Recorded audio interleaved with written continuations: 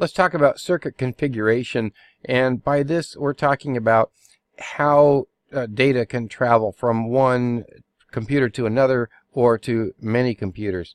We have two types, point to point. Now, point to point just means what it sounds like. I'm going from one point to another point. You may recall in an earlier video I said that switches are capable of teasing out data such that it knows which particular computer to send it to, and in this case it's only sending it to one computer.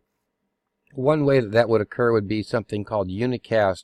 A unicast is determined by the type of IP address that I use, and so in the case of that type, I guess I should say that unicast would be one example of point-to-point communication. A telephone call might be another example of that. Point-to-multipoint is when one host sends information out to multiple other PCs or multiple other computers.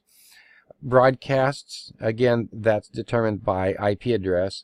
Multicast, which is also determined by IP address. Hubs, if these were hubs and not switches, everybody hears everything. Conference calls, conference software, and so on.